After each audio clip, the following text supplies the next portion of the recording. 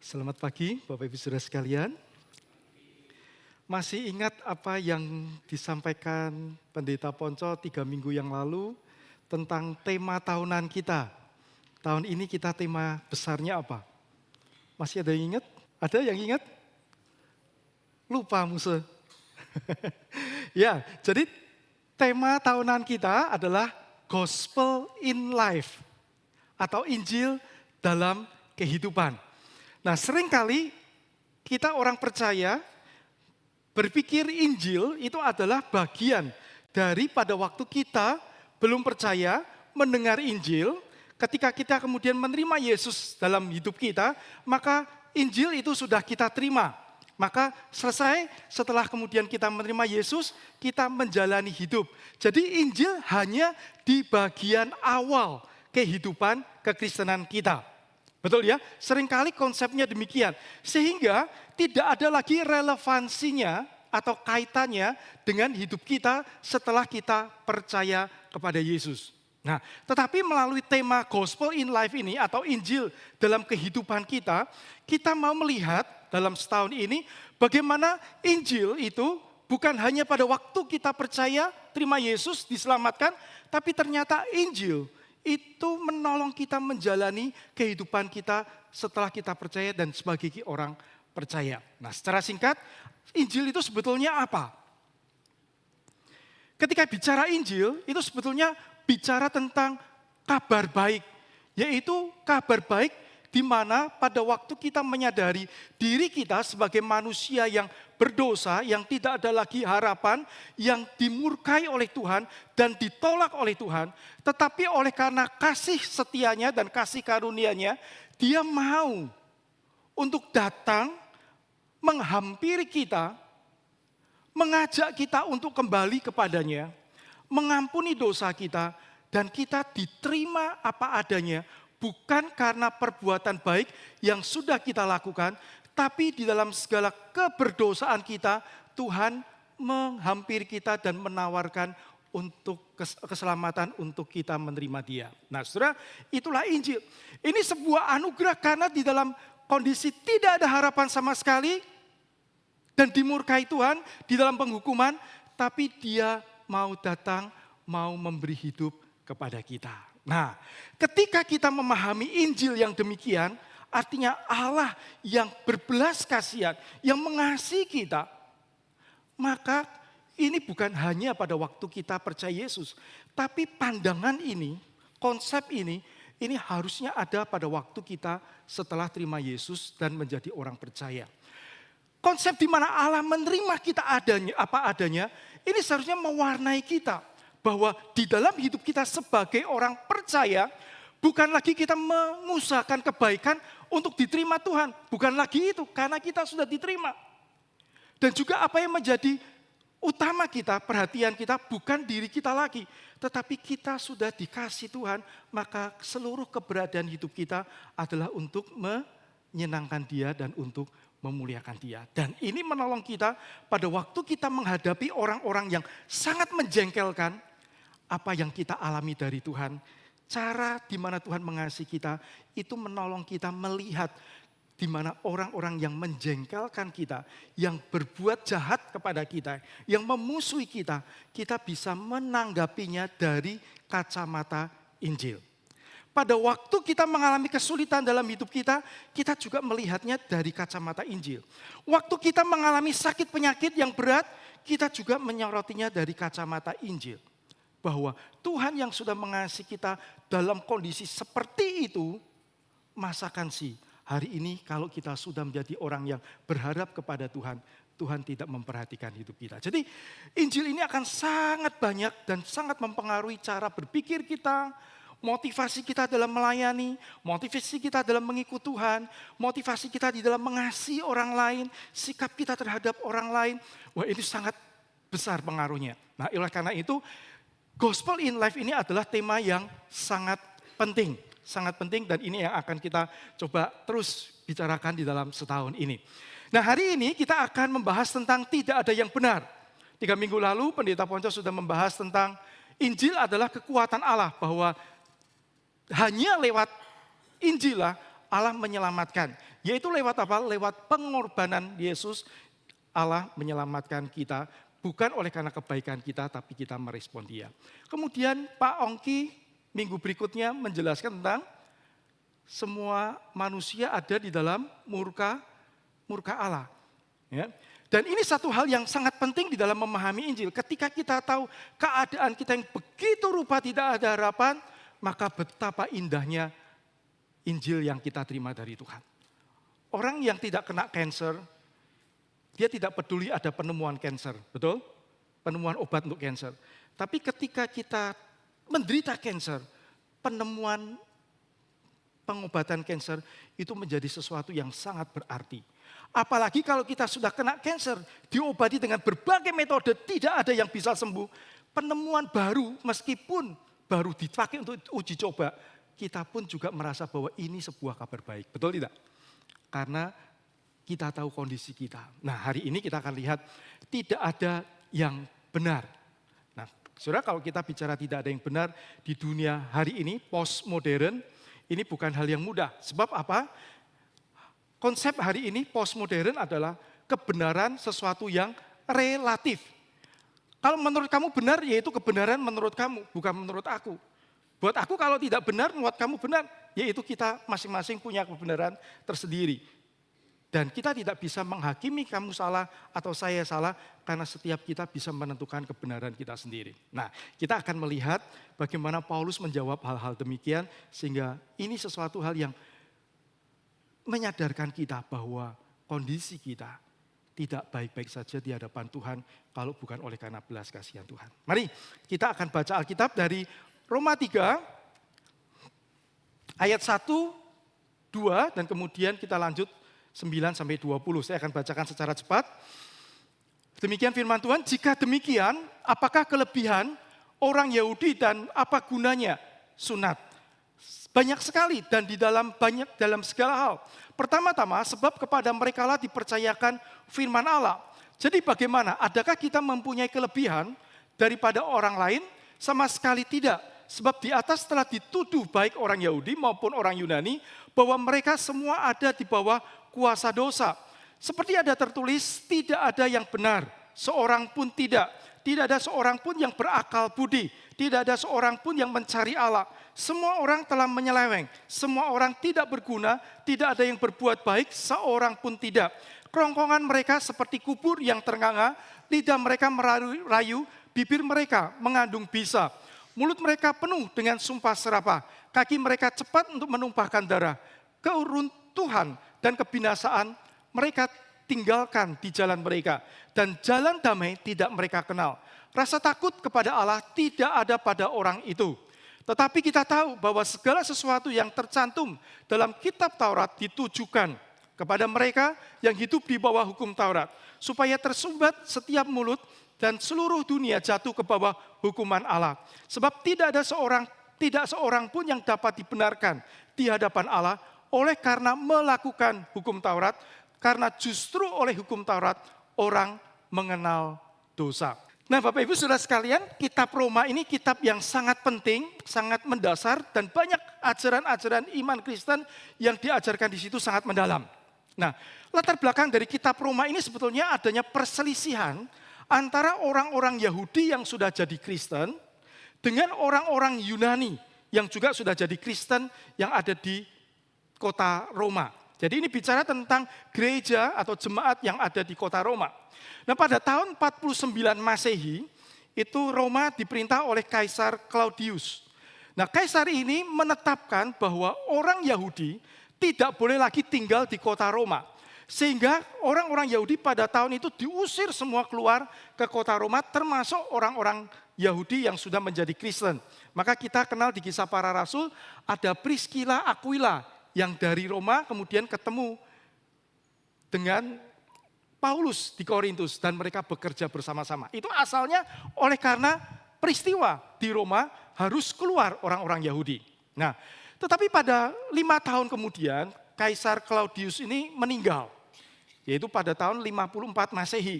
Maka kemudian aturan ini dicabut. Maka orang-orang Yahudi yang tadinya tinggal di Roma kembali lagi ke kota Roma, termasuk orang-orang Kristen yang ada di kota, yang berasal dari kota Roma, orang Yahudi. Nah, pada waktu mereka pulang, disinilah terjadi pertentangan di dalam hal kepemimpinan di antara orang-orang percaya jemaat di kota Roma. Orang Yahudi yang pada waktu ditinggalkan oleh orang Yunani, yang waktu ditinggalkan oleh orang-orang Yahudi keluar dari kota Roma, akhirnya mereka harus berjuang bagaimana memimpin gerejanya, mengkoordinir gerejanya, membuat gereja menjadi bertumbuh dengan baik, dipimpin oleh orang-orang Yunani. Dan mereka di dalam mempraktekkan sudah tidak lagi menggunakan adat istiadat orang Yahudi. Sabat juga tidak dilakukan, soal makan-makan yang halal haram mereka juga tidak pedulikan, begitu ya. Nah, ini semua sudah menjadi sesuatu hal yang berubah gerejanya. Tetapi ketika orang Yahudi ini balik ke sini, orang-orang Yahudi yang kembali itu mereka berpikir bahwa mereka yang seharusnya memimpin jemaat itu lagi. Karena mereka menganggap diri mereka sebagai orang yang dipercaya oleh Tuhan, sebagai umat etnik yang dipercaya oleh Tuhan, yang olehnya kepadanya Tuhan memberikan janji-janji secara khusus dari nenek moyang mereka. Maka mereka menganggap diri adalah orang yang dipilih dan paling layak dan istimewa untuk bisa memimpin jemaat.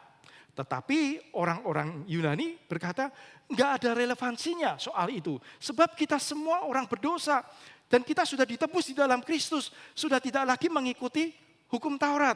Belum lagi bicara soal orang-orang Yahudi yang kemudian menilai orang-orang Yunani sudah tidak lakukan sabat dan sebagainya. Maka dia merasa bahwa ini sudah salah dan mereka merasa berhak untuk memimpin. Tapi buat orang Yunani, ini tidak begitu. Kita sudah di dalam Kristus, sudah tidak ada lagi sabat seperti hukum Taurat. Sudah tidak ada lagi hal-hal di mana kita melakukan seperti hukum Taurat pada waktu itu. Nah, saudara, di dalam konteks itulah, maka kemudian Paulus menulis surat kepada jemaat di kota Roma. Baik kepada orang-orang Yahudi maupun kepada orang-orang Yunani, surat ini. Dan ini berisi surat tentang pengajaran yang sangat dalam dan juga teguran yang sangat dalam kepada mereka berdua. Nah, hari ini kita akan melihat dari bagian yang tadi kita baca, kita akan melihat beberapa hal berdasarkan pertanyaan-pertanyaan yang ada juga di dalam kitab yang kita baca maupun juga yang menjadi hal yang perlu kita pertanyakan dan itu akan nanti kita jawab sama-sama. Yang pertama adalah adakah kita mempunyai kelebihan daripada orang lain? Nah, ini Paulus katakan di dalam ayat 9a. Jadi bagaimana? Kalau kamu bertentangan seperti ini, jadi bagaimana? Adakah kita yang adalah orang Yahudi ini mempunyai kelebihan daripada orang lain? Nah, saudara, Paulus di sini adalah orang Yahudi. Tapi dia juga adalah seorang rasul Kristen. Bisa saja dia kemudian dengan kerasulannya sebagai rasul Kristen, dia kemudian menegur orang-orang Yahudi pada waktu itu. Dan menegur sebagai rasul. Tapi di sini Paulus tidak melakukan itu. Paulus melakukan dengan cara dia menyamakan diri, mengidentifikasikan diri dengan orang yang akan ditegur. Bahwa kita ini sama-sama orang Yahudi, tapi apakah kelebihan kita daripada orang lain? Jadi Paulus mencoba menempatkan diri kepada orang yang akan ditegur. Saudara, ini prinsip penting. Pada waktu kita menegur orang lain, ya, termasuk anak kita, termasuk orang yang kita tahu dia berbuat salah, penting untuk tidak merasa bahwa kita itu di atas dia dan menghakimi dia dan kemudian mengutuki dalam tanda kutip, ya, mencela. Tapi kemudian ketika kita mencoba mengoreksi orang, kan lebih enak ketika kita mengatakan bahwa iya, saya tahu bahwa hal-hal seperti ini bisa saja terjadi. Kalau saya di dalam keadaan seperti itu, mungkin saya juga akan melakukan kesalahan yang sama. Tapi sebetulnya, nah baru nasihatnya masuk, begitu kan? Akan agak lain bukan? Kalau misalnya kita memposisikan diri, iya ya, betul aku juga dulu pernah mengalami seperti itu. Tapi memang ini tidak benar dan saya menyadari bahwa itu salah. Kan berbeda. Nah, ini yang dilakukan Paulus. Ya, bagaimana pada waktu menegur, dia menyamakan dirinya dengan orang-orang yang akan dia tegur. Nah, kemudian dia katakan, adakah kita mempunyai kelebihan daripada orang lain? Maka Paulus katakan, sama sekali tidak, tidak ada kelebihan. Saudara, ini statement yang sangat mengagetkan bagi orang Yahudi. Sebab bagi orang Yahudi, kalau disamakan dengan bangsa lain, itu sebuah penghinaan buat mereka. Maka beberapa tahun yang lalu, orang-orang yang di Israel itu mengklaim bahwa mereka adalah bangsa yang lebih tinggi daripada bangsa yang lain. Karena bangsa yang dipilih Tuhan, bangsa yang kepadanya firman Tuhan diberikan, bangsa yang melihat banyak hal di dalam hidup mereka, sejarah mereka. Saudara, ini adalah satu teguran yang luar biasa kepada orang-orang Yahudi. Nah, saudara, kalau kita lihat, tetapi Alkitab mengatakan bahwa apa? Sebab kita sebetulnya salah dalam segala hal. Nah, tetapi Paulus di dalam ayat yang pertama, pasal 3 yang tadi kita baca, mengatakan yang sebaliknya. Jika demikian, apakah kelebihan orang Yahudi dan apakah gunanya sunat atau hukum Taurat? Ya? Dia katakan banyak sekali dan dalam segala hal.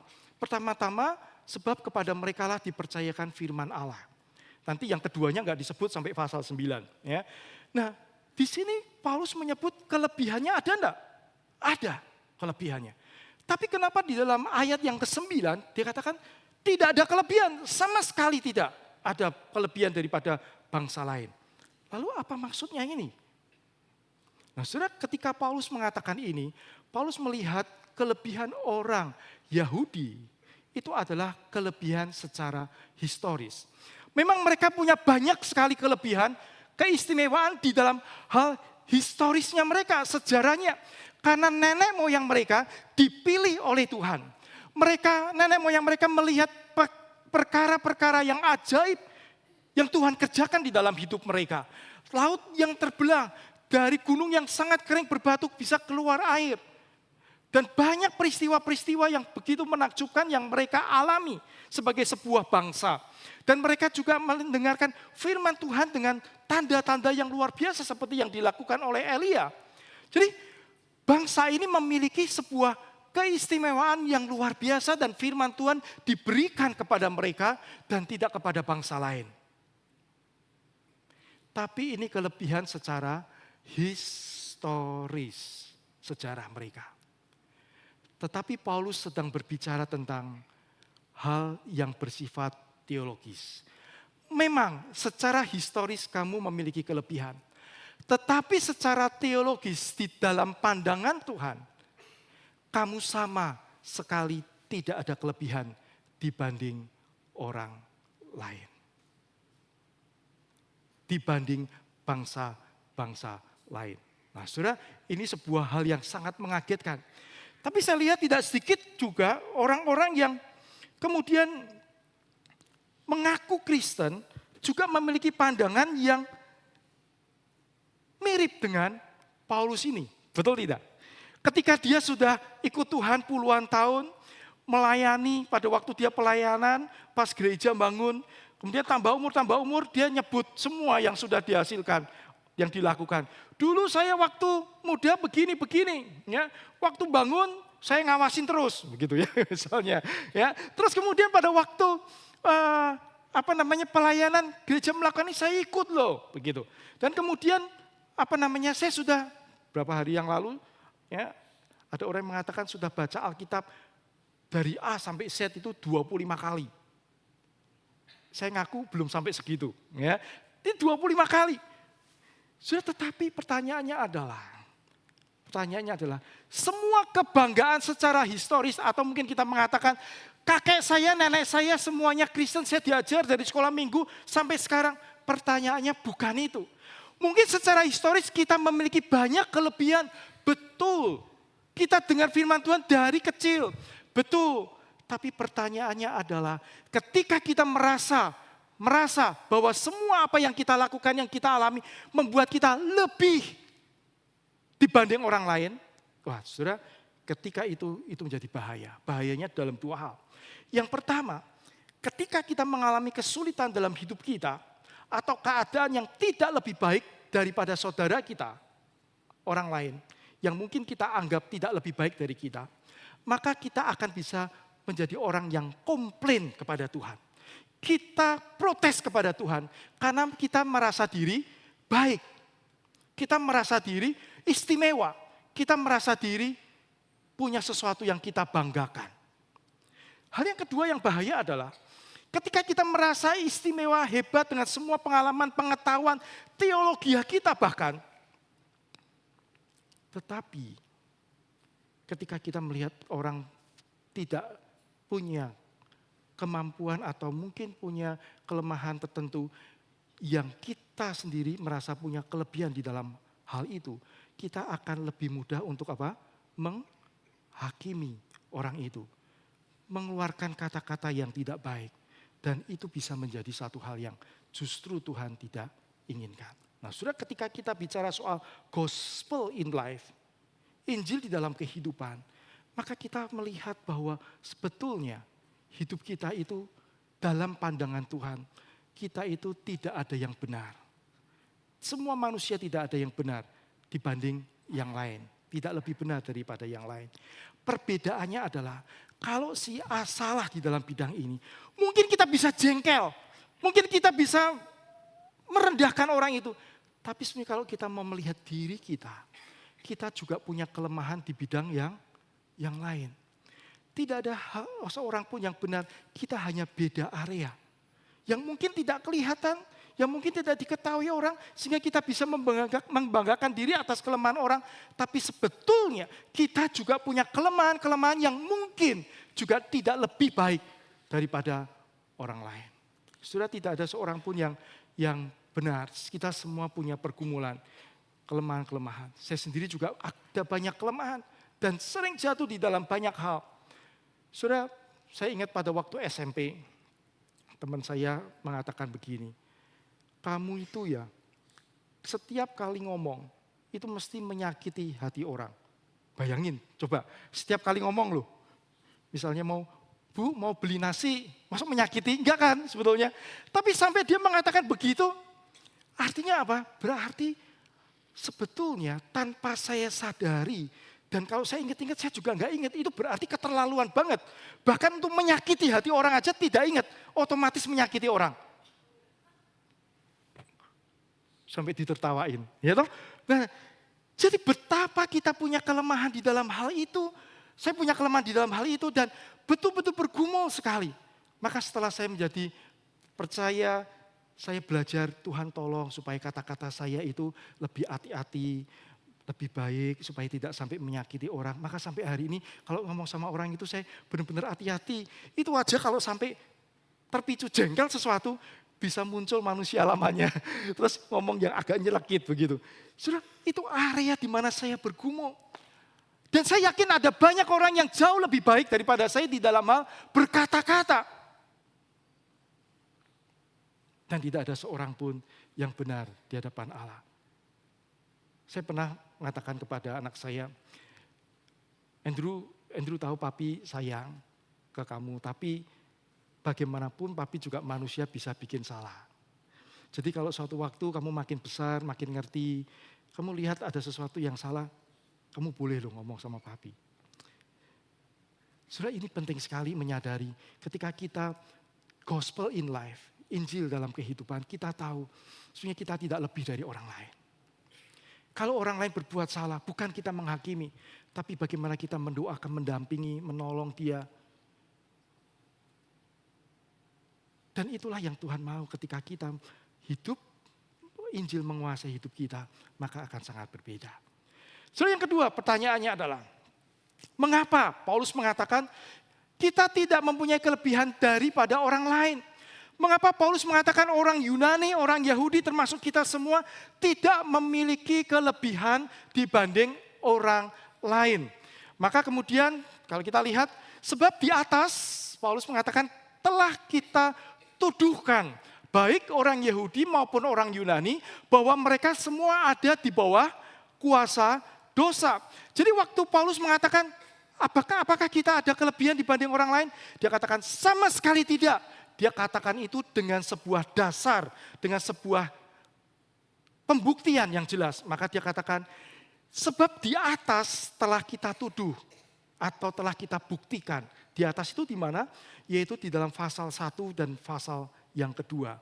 Maka Paulus kemudian Kalau kita lihat mengacu ke situ dan kita akan tahu bahwa ada tindakan orang-orang Yunani yang mana diawali oleh perkataan Tuhan murka dari surga oleh karena kefasikan mereka yang menindas kebenaran dengan kelaliman. Jadi orang-orang Yunani ini walaupun dia bukan orang Yahudi, tapi ketika dia tahu apa yang benar, dia sengaja menindas kebenaran itu, melakukan sesuatu hal yang tidak benar yang dia tahu, dan kemudian menyetujui orang yang berbuat tidak benar, dia juga setuju. Bahkan di dalam catatan ini, ayat-ayat ini ditunjukkan ketika mereka mencemarkan diri mereka secara seksual dengan sesama jenis, dan akhirnya mereka mengeraskan hati, dan Tuhan katakan, lalu Tuhan menyerahkan mereka kepada keinginan hati mereka. Saudara, kalimat ini satu kalimat yang sangat serius. Ketika Tuhan mengatakan menyerahkan mereka kepada keinginan hati mereka, itu berarti sudah seperti tidak ada harapan lagi. Artinya Tuhan biarkan mereka meskipun dalam kesuksesan, meskipun di dalam kejayaan, kesehatan yang bagus, tapi dibiarkan di dalam dosa. Saudara, itu satu penghukuman yang sangat mengerikan pada waktu manusia hidup.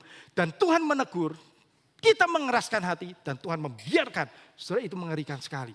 Maka inilah yang dialami oleh orang-orang Yunani. Mereka melakukan itu dan mereka menindas kebenaran.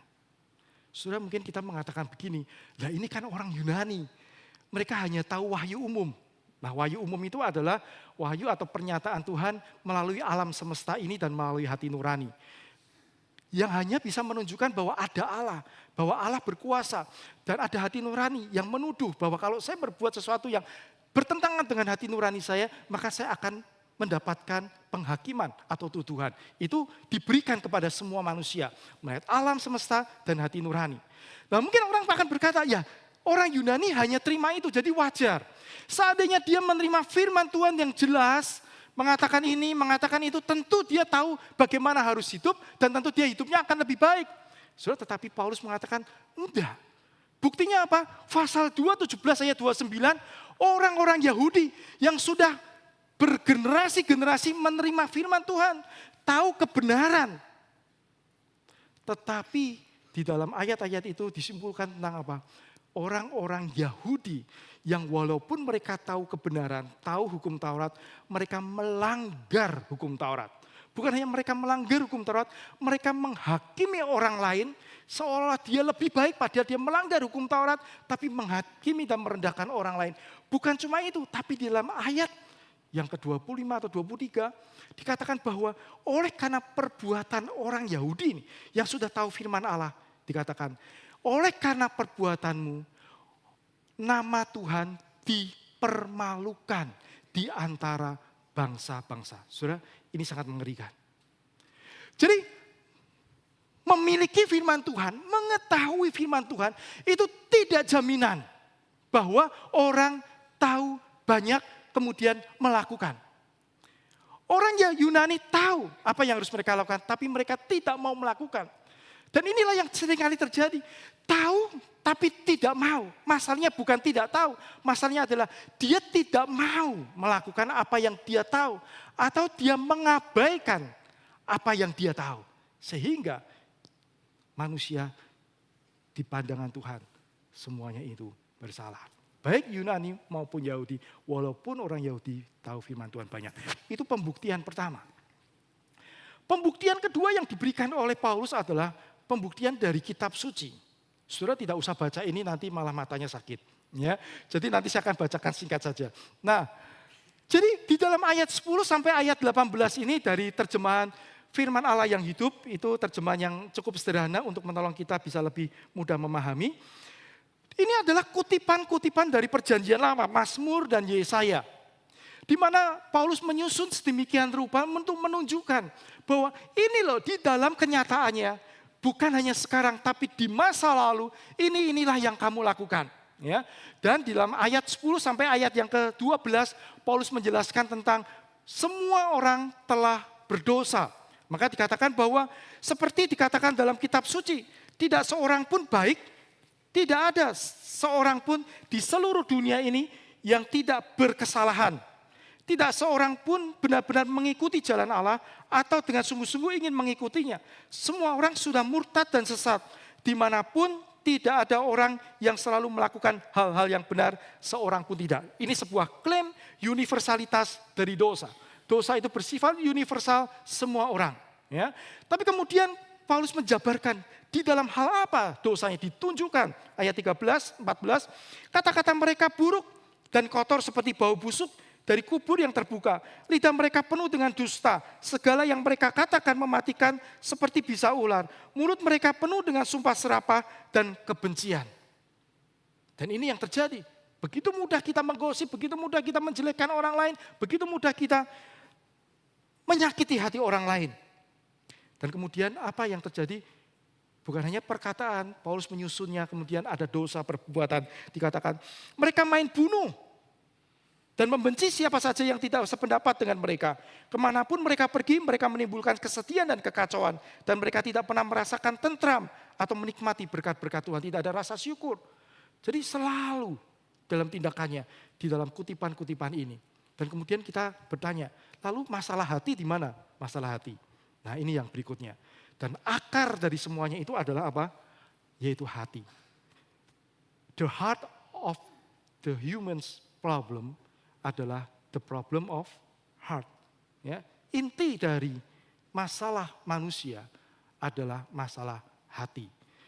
Akarnya adalah mengabaikan Tuhan atau tidak ada takut akan Tuhan di dalam mereka. Jadi mereka tahu banyak tetapi tidak ada takut akan Tuhan di dalam hatinya. Sudah saya mendengar ada sebuah kelompok pendalaman Alkitab, sebuah kelompok pendalaman Alkitab. Nah, saudara, di dalam kelompok itu mempelajari sebuah buku yang sangat bagus, dan kemudian ketika mereka sudah menyelesaikan satu bab itu, kemudian pemimpinnya tanya, yuk kira-kira apa yang akan kita lakukan sama-sama dengan ini, ya, dengan yang sudah kita pelajari. Kemudian ada satu yang mengatakan, ini memang bagus, ini ideal, tapi terlalu ideal untuk dilakukan. Jadi saudara, sudah dari awal tahu, barusan tahu, tetapi menolak untuk melakukan hal itu. So ini sangat mengerikan sekali. Saudara, masalah hati ini kemudian membuat orang akhirnya menempatkan, karena tidak ada takut akan Tuhan, maka mereka itu sebetulnya tidak menghormati Tuhan. Tidak takut akan Tuhan, tidak menghormati Tuhan. Tidak menghargai Tuhan. Jadi itu artinya apa? Artinya dia tidak menempatkan Tuhan sebagaimana seharusnya kita memperlakukan Tuhan. Saudara, kalau dia adalah Tuhan, kira-kira perlakuan kita seharusnya bagaimana? Ada rasa kagum, rasa hormat, rasa takut, ya. Takut dalam arti positif. Tetapi orang-orang yang ini, dia tahu banyak tapi tidak melakukan firman Tuhan. Sudah pernah saya mendengar sebuah cerita. Ada seorang yang menikah, masih muda. Yang prianya ini orang yang sangat suka baca buku-buku teologi. Bacaannya segini. Ya. Dia bukan orang sekolah teologi, enggak. Biasa aja, tapi dia senang baca buku-buku teologi. Terus kemudian menikah. Setelah menikah, tidak lama kemudian dengar kabar bahwa mereka itu ribut. Dan istrinya bercerita bahwa ribut dan kemudian suaminya pakai apa? Buku yang setebal ini untuk apa? Untuk mukul istrinya. Saudara bisa bayangkan bahwa pengetahuan kalau tidak dengan hati itu enggak ada gunanya. Maka di dalam cross kita, penekanan utamanya bukan pengetahuan saja, tapi penekanan utama adalah ketaatan. Obedience. Itu yang paling penting. Ketika kita tahu sedikit, kita melakukan sedikit. Ketika kita tahu lebih banyak, kita lakukan lagi. Kita tahu, lakukan. Ada ketundukan hati, ada kerelaan hati untuk melakukan apa yang Tuhan firmankan. Itu jauh lebih penting. Ketika sudah terbentuk hati yang demikian, maka pengetahuan teologi itu diberikan, itu sudah gampang aja, tidak ada masalah. Tapi kalau pengetahuan banyak, hati tidak terbentuk, ngeri enggak? Ngeri sekali. Nah, saudara, ini yang ditegur oleh Tuhan kepada orang-orang Yahudi maupun juga orang Yunani. Tanpa tanpa rasa takut akan Allah, manusia akan menggantikan Allah dengan sesuatu yang lain, termasuk dirinya sendiri. Jadi saudara, pada waktu kita tidak takut kepada Tuhan, tidak menempatkan Tuhan sebagai Tuhan, tidak memperlakukan Tuhan sebagai Tuhan, maka kita bisa kemudian menempatkan yang lain karena Tuhan tersingkir, menempatkan yang lain sebagai Tuhan. Dan antara lain adalah diri kita. Misalnya apa? Misalnya adalah penampilan kita. Misalnya apa? Kesehatan kita. Misalnya bisa apa? Jadi berhala juga buat kita. Anak kita. Kita merasa bahwa kalau saya tidak sehat, dengan sakit ini tidak sembuh-sembuh, maka hidup saya tidak berarti. So, pernah ada seorang pendeta, dia cerita pada waktu istrinya sakit cukup berat, dia katakan kepada istrinya, sayang, saya akan berdoa dan saya berdoa sungguh-sungguh pasti Tuhan akan menyembuhkan. Jadi dia meyakinkan dengan berbagai macam perkataan bahwa nanti istrinya akan sembuh. Terus kemudian istrinya mengatakan begini, sudah tenang, tidak usah berdoa seperti itu. Kalau memang hanya karena Tuhan ingin sembuhkan saya, udah gampang, Tuhan gak usah kasih saya sakit. Selesai. Tapi saya yakin kalau sampai hari ini saya sakit, berarti Tuhan punya sesuatu di balik saya sakit ini. Ada sesuatu yang mungkin kita belum tahu. Sudah menempatkan Tuhan sebagai Tuhan. Kita katakan kalau saya tidak sembuh ini hidup saya akan hancur. Betul? Yang betul adalah kalau tidak ada Tuhan hidup kita hancur. Dan banyak orang menemukan Tuhan dan menemukan makna hidup ketika justru di dalam keadaan yang hancur. Dengan sakit, dengan masalah rumah tangga, ekonomi, justru dia menemukan Tuhan dan dia justru mengalami Tuhan luar biasa dan membuat dia hidup dengan lebih penuh sukacita. Sudah rasa takut akan Tuhan, menempatkan Tuhan di tempat yang seharusnya Tuhan.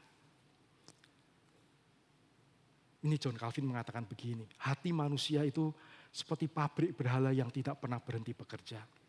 Saudara, ketika hati kita tidak diberikan sepenuhnya kepada Tuhan, bahwa Tuhan hidupku untuk menyenangkanmu, untuk memuliakan Tuhan. Saudara, ketika itu kita abaikan, kita singkirkan Tuhan dalam hidup kita, maka pasti akan ada berhala baru muncul, yaitu rasa untuk ingin diterima oleh orang lain. Maka kita usahakan begitu banyak hal, sampai kita hutang-hutang untuk menunjukkan penampilan, supaya kita bisa diterima oleh orang-orang komunitas kita yang lebih berhasil dari kita, tapi kita mungkin kurang beruntung. Sehingga kita mencoba menampilkan diri. Ini berhala kita. Ini jadi berhala. Dan saudara, itu bisa terjadi di dalam banyak hal di dalam hidup kita.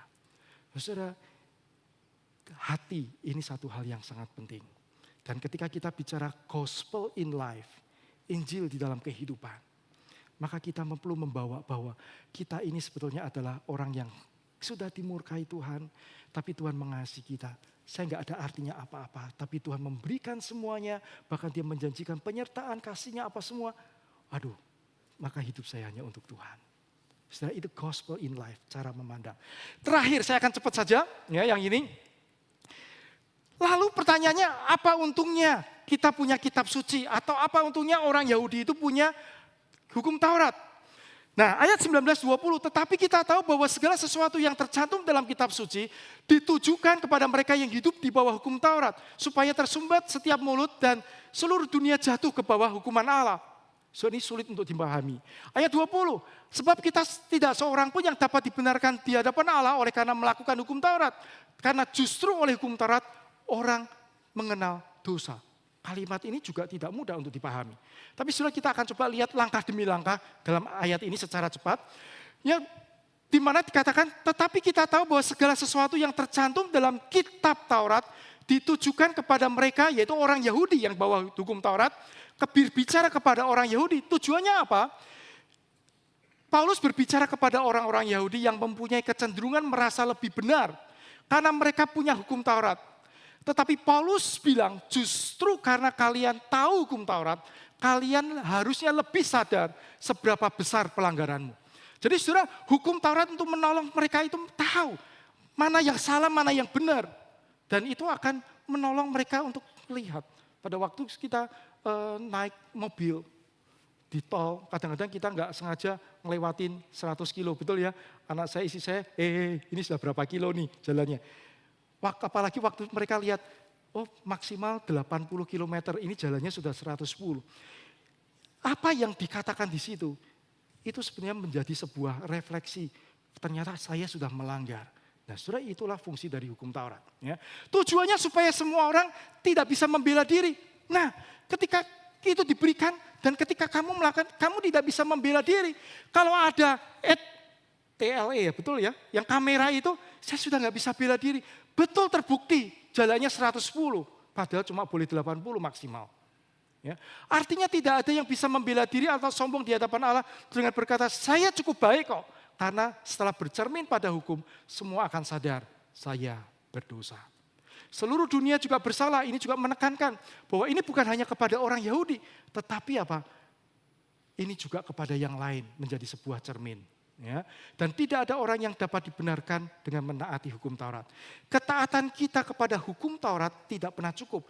Maka ketika hukum Taurat itu diberikan dan manusia mencoba untuk melakukan itu, merasa bahwa dengan melakukan itu mereka dibenarkan oleh Tuhan, mereka mendapati diri tidak benar.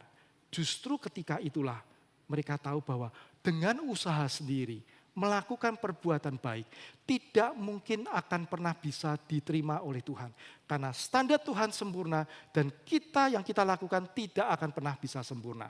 Nah, saudara, ini yang paling penting. Dan hukum Taurat itu menyadarkan bahwa ketika kita tidak bisa sempurna, kita tahu bahwa kita sudah berdosa, kita sudah bersalah di hadapan Tuhan. Dan ini penting karena kalau kita tidak menyadari betapa kita berdosa kepada Tuhan, maka kita tidak akan merasa membutuhkan juru selamat. Nah, saudara, ini sebetulnya hal yang Paulus ingin tekankan bahwa bahwa hukum Taurat itu menolong kita untuk melihat, ya, dan itu seperti cermin. Hukum Taurat itu seperti cermin yang menunjukkan di mana kita kotor. Saudara, kalau kita bercermin, kita lihat kotornya di mana. Tapi bukan cermin itu yang membersihkan kita, betul tidak? Kita butuh sesuatu yang lain yang akan membersihkan kita. Tapi cermin itu menyadarkan kita bahwa kita salah, kita kotor.